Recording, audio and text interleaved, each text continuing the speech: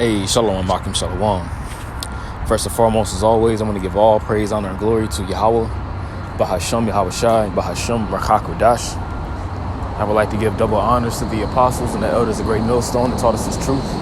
And as always, much peace, love, and salutation to you, elect Akim, that's out here pushing this word with our truth and sincerity. To the 144,000 prophets who the Lord has ordained to teach this word, to you all that say Shalom, as well as to the large multitude which believe upon our testimony, who the Lord is going to have mercy on, which consists of the men, women, and children which believe sincerely upon the Lord.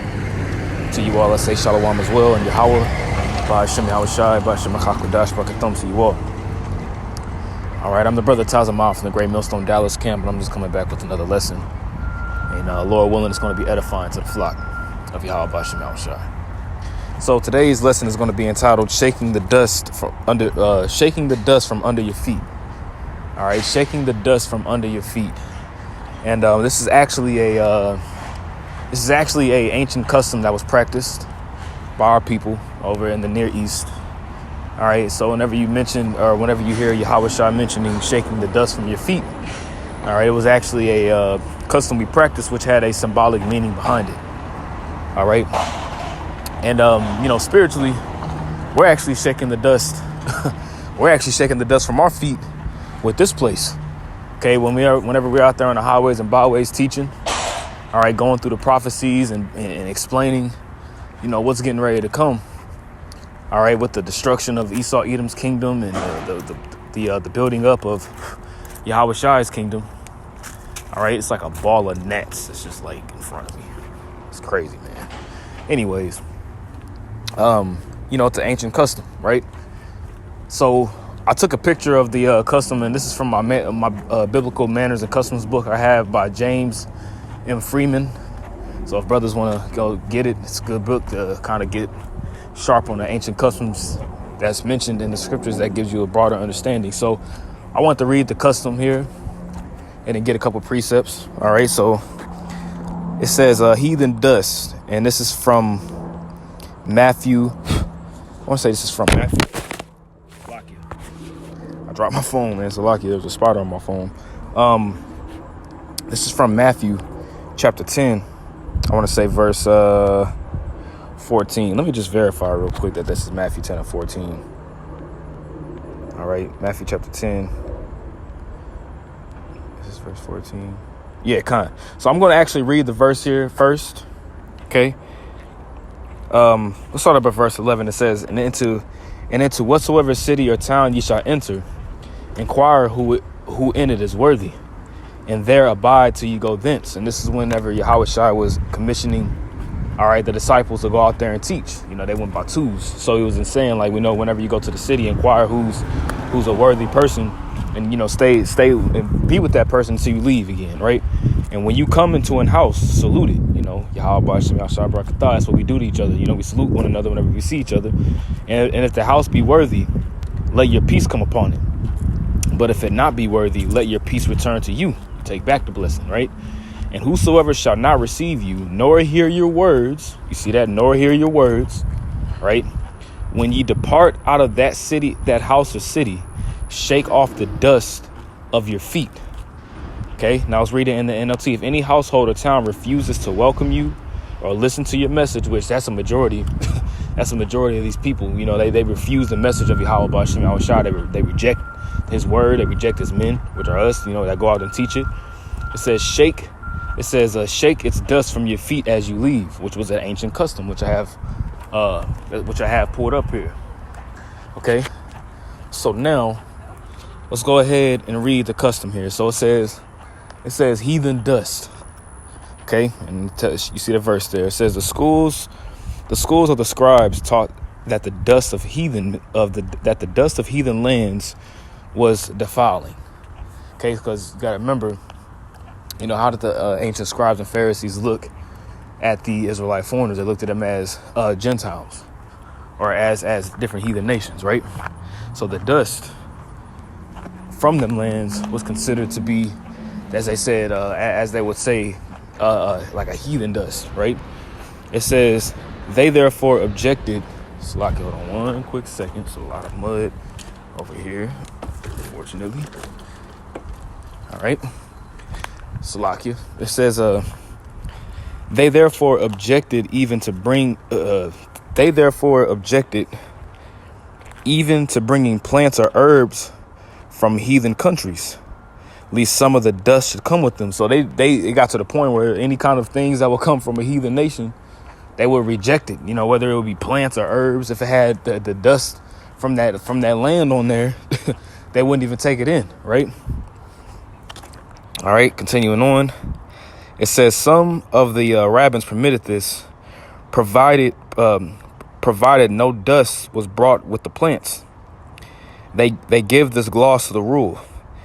They take care least, together with the herbs, something of the dust of the heathen land be brought, which defiles the tent and defiles the purity of the land of Israel. You see, so they was real serious about shaking of the dust, if you will. Okay. It says the Savior doubtless alluded to this rabbinical rule, and by using the expression of the text, Salakia. Got mud on my shoe. Shit. Anyways, it says the Savior doubtless alluded to this rabbinical rule, and by using the expression of the text conveyed the idea of his disciples that every place which should reject them was to be considered heathen, impure, or profane. You see that? So any place that would reject the message, you look at them as a heathen, or as impure, or as profane. And what does profane mean? Profaneness means outside of the temple. When you get that word profane, you see. So when you look at it in this light, okay, let's actually read it in Mark, the 6th chapter, and the 11th verse. Okay, let's start at verse 10. It says, "And he said unto them, in what place soever ye enter into an house, there abide till ye depart from that place." It's the same thing we read in Matthew 10. And whosoever shall not receive you nor hear you, right, when you depart thence, which we're getting ready to depart. Okay, we're getting ready to depart from this place. When you depart thence, shake off the dust under your feet for a testimony against them. So it's supposed to be the shaking of the dust is for a testimony against that city or that land. Now, when you get that word testimony here, right, that word testimony is marturion, right? Marturion. Okay. And that word testimony says what? That they may have evidence of their impurity. So when that shaking of the dust, right, was a token, was a evident token of that place's impurity, as the scribes and the Pharisees back then, you know, would look at literal dust from the heathen nations of food coming in, or herbs and plants. They wouldn't mess with it. They would look at it and disdain it. So it's the same thing whenever we shake the dust, right? It says that they may have evidence of their impurity, right? A testimony unto them. It's like an evidence, right? That it may be a testimony against them. Verily I say unto you, it shall be more tolerable for Sodom and Gomorrah in the day of judgment than for that city. You see what I'm saying? So it's more tolerable for Sodom. And what happened to Sodom and Gomorrah? Okay, Sodom and Gomorrah got completely destroyed, man. And that's a testimony to this day that's written about, that people know about. You have atheists that know about the account of Sodom and Gomorrah. You know, all kinds of wicked, lewd acts taking place within Sodom and Gomorrah, man. You see? So it says it's going to be more tolerable for Sodom and Gomorrah in that day than for that city. You see that?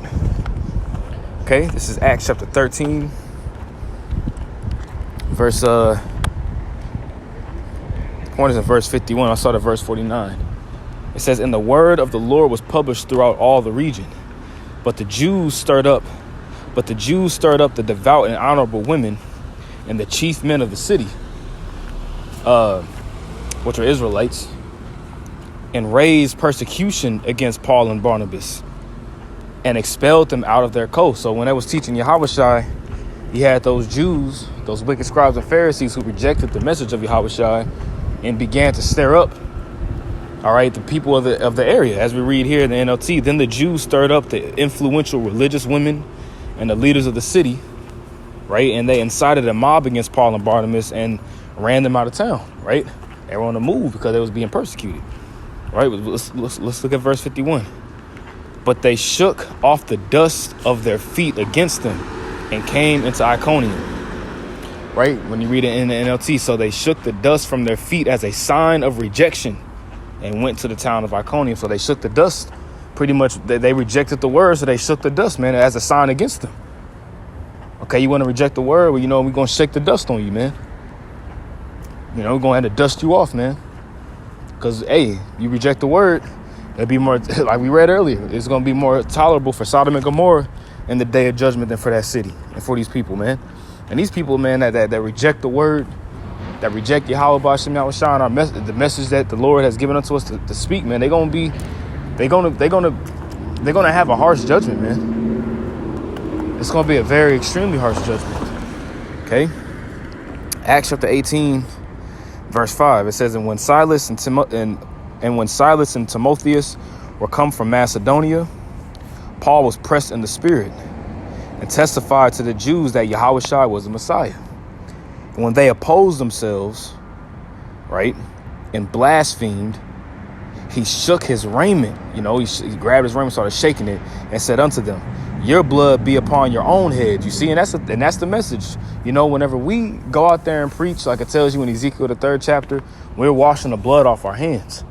So those who don't want to receive the message and they reject the message, that's their blood being put upon their own heads at the end of the day. And Paul literally grabbed his raiment and started shaking it because it was a custom. Like, you know what? Your blood be upon your own head, man. I am clean. I guarantee you Ezekiel the 3rd 7 is a cross reference. I guarantee you.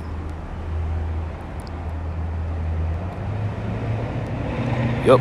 You see that? Ezekiel 3:18. When I say unto the wicked, thou shalt surely die, and thou givest him not warning, nor speakest to warn the wicked from his wicked way to save his life, the same wicked man shall die in his iniquity, but his blood will I require at thine hand. So it's important for us to go out there and teach, because what? If you know the message and you know the truth and you hide your light underneath the bushel and you don't warn the wicked of his wicked way, that wicked man still going to get put to death, but it's going to fall upon your head too, because what? You didn't take heed to the correct instruction. You didn't go out there and properly teach the doctrine correctly. You didn't warn the wicked of his wicked way, right? It says, yet if thou warn the wicked and he turn not from his wickedness, nor from his wicked way, he shall die in his iniquity, but thou shalt be delivered, which is the same thing that Paul was saying here. He said, what? I am clean. From henceforth, I will go into the Gentiles. You see, and that was Paul's ultimate, what's the word I'm looking for? That was his, dispensation, if you will, for lack of better words, for him to go to the Gentiles, all right, the Israelite foreigners. That's what he was called to do. Okay, let's get another precept. Matthew 27 and 25, right? Because this is the account when Yahushua was before Pontius Pilate, right? Now this is Matthew 27, verse 22. It says, Pilate saith unto them, what shall I do then with Yahushua, which is called the Messiah? They all say unto him, let him be crucified. So this is when he was on trial, and the wicked scribes and the wicked Pharisees and the Jews was like, man, put him to death, right? And the governor said, why? What evil hath he done? But they cried out the more, saying, let him be crucified, right? When Pilate saw that he could prevail nothing, but that rather a tumult was made, a riot began to develop, right? He took water and washed his hands before the multitude, saying, I am innocent of the blood of this just person. See ye to it. So he was like, I'm innocent of this man's blood. This ain't on me, man. This responsibility is now in y'all hands, man. Because he didn't do anything. I washed my hands from the snare situation, which Pilate's still gonna he's still gonna be put in slavery. But he moved in the sense of like, man, look, he washed his hands from it, right? Then answered all the people and said, his blood be on us and upon our children. You see? So after he washed his hands from this near situation, they was like, man, look, hit the blood. Let's read it in NLT. And all the people yelled back, we will take responsibility for his death. We and our children. That's why this generation who consented to the death of Yahushua, those children are back. they're back today. You see? So the people that reject the message that we teach, which all comes through the spirit and power of Yahweh Shema Shai, they reject our word. All right. The people that do that, hey man, their blood is going to be upon their own heads, man. But we've shaken the dust, and it's to the point now where the word is being the Lord is beginning to shut this thing up. To whereas now, all right, the word is the famine of the word is right around the corner now. You see, that's the next thing coming. That's the next thing coming is the famine of the word. And that's going to be when the dust is really shaking, when this word is completely gone out, and we're almost there. Okay, we're pretty much to the point. Whereas now, it's getting ready to be fulfilled. But I just want to do a real quick lesson on this. Lord will, this lesson is edifying to the elect of the nation of Israel. Call Halal Yahweh by Hashem Yahweh Shai by Hashem HaKadosh. Double honors to the apostles and the elders, a great millstone that taught us this truth. And much peace, love, and salutation to the elect of the nation of Israel. Shalom.